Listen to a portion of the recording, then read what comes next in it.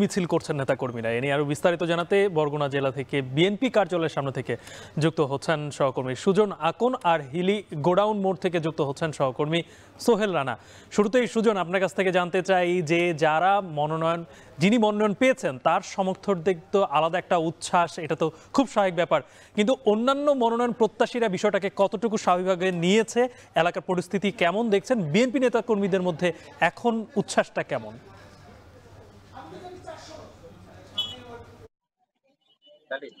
আপনি জানেন যে ত্রয়োদশ জাতীয় সংসদ নির্বাচনে বিএনপির কেন্দ্রীয় কার্যালয় থেকে যে বিএনপির মনোনয়ন দেওয়া হয়েছে এবং ঘোষণা করা হয়েছে, এই ঘোষণার পর থেকেই অর্থাৎ 6:30টার দিকে বরগুনার জেলা বিএনপির আহ্বায়ক নজরুল ইসলাম মোল্লাকে মনোনয়ন দেওয়া হয়েছে বরগুনায় 1 আসন।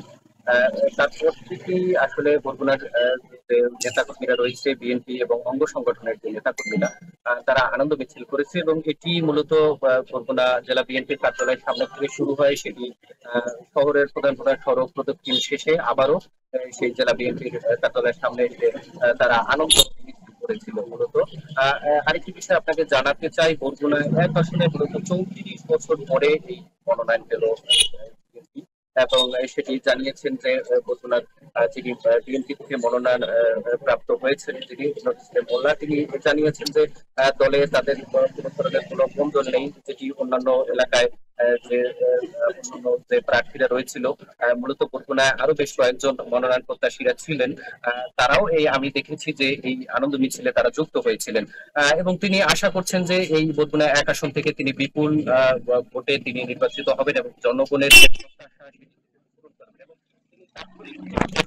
তিনি জানিয়েছেন যে মূলত মানুষ এখন পরিবর্তন চায় এবং মানুষ উন্নয়ন চায় এবং এই উন্নয়নের মূলত আওয়ামী লীগ সরকার সেটি করতে পারেনি এবং বিএনপি ক্ষমতায় গেলে তারা এই উন্নয়নটা অব্যাহত রাখবেন বলে তিনি আশা করছেন। এবং দলের যারা অন্যান্য নেতাকর্মী রয়েছে তারাও তাদের মধ্যে দেখেছি যে গত দীর্ঘ 34 বছর পরে যে মনোনয়ন পেল বিএনপির পক্ষ থেকে, এটিও মূলত তারা উচ্ছ্বসিত আমি দেখতে পেয়েছি। তো এই ছিল আমার কাছে বরগুনার আর জেলা বিএনপির মনোনয়নের সব শেষ খবর।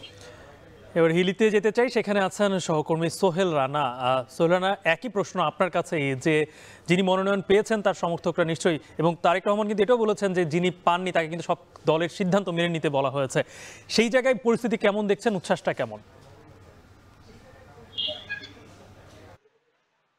গালিব, ত্রয়োদশ জাতীয় সংসদ নির্বাচন সামনে রেখে বিএনপির যে আজকে প্রার্থিতার নাম ঘোষণা করা হয়েছে, সেই প্রার্থিতার তালিকায় দিনাজপুর 6টি আসনের মধ্যে 5টি আসনে প্রার্থীর নাম ঘোষণা করেছেন এবং একটি আসন স্থগিত করে এখন পর্যন্ত সেটি পেন্ডিং করে রেখেছেন বলে কিন্তু বিএনপি আজকের যে প্রার্থীরা নাম ঘোষণা করা হয়েছে সেখানে কিন্তু বলা হয়েছে। এবং এই তালিকায় কিন্তু বিএনপির যে দিনাজপুর সদর যে 3 আসন রয়েছে, সেখান থেকে সাবেক প্রধানমন্ত্রী বিএনপি চেয়ারপারসন বেগম খালেদা জিয়া নির্বাচন করবেন, তিনি মনোনয়ন পেয়েছেন। তারপরেই কিন্তু জেলা বিএনপির যারা নেতৃবৃন্দ রয়েছেন তারা সব ধরনের ভেদাভেদ ভুলে কিন্তু জেলা যে বিএনপির কার্যালয় রয়েছে সেখান থেকে একটি বিক্ষোভ আনন্দ মিছিল বের করেন এবং আনন্দ মিছিলটি জেলা শহরের বিভিন্ন সড়ক প্রদক্ষিণ শেষ করে কিন্তু আবারও জেলা কার্যালয়ের সামনে গিয়ে তারা বিভিন্ন ধরনের বক্তব্য প্রদান করেন। তারা বলেন যে উত্তর অঞ্চলে যে অবহেলিত যে জায়গাটি রয়েছে দিনাজপুর জেলা, সেটি যাতে উন্নয়ন ঘটে, এর মাধ্যমে সেই প্রত্যাশা কিন্তু তারা বলছেন, নানা ধরনের বক্তব্য রাখছেন। এছাড়া আমরা যেটি দেখেছি যে দিনাজপুরে যে হেলি স্থল বন্দর রয়েছে, সেই হেলি স্থল বন্দরে স্থানীয় যারা বিএনপির ছাত্র দল, অন্যান্য দল